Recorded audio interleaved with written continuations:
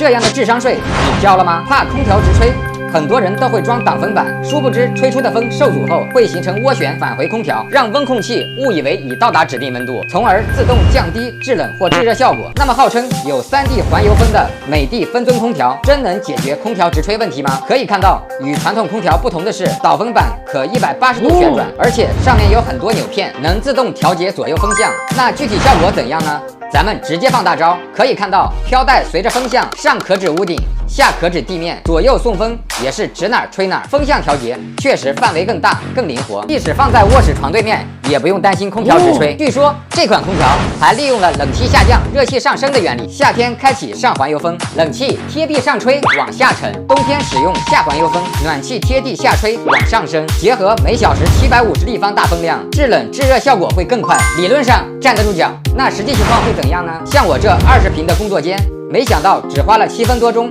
房间温度就从18度上升到了25度，不同位置几乎没有温差，制热速度确实又快又稳，关键还是1级能耗，耗电量低，即使在最大风速下，噪声也比传统空调要小。更值得一提的是，它还有高温制清洁功能，可深度清洗蒸发器，减少积尘和霉变，更省心省力。试用几天下来，感觉这台美的分尊空调确实相比于传统空调，能够真正做到防直吹、制冷制热更快，出风更干净，不愧是同价位段的性能卷王。如果你也想解决空调直吹烦恼，点击左下角链接或淘宝搜索沉浸式宅家，就能 get 我视频里提到的同款。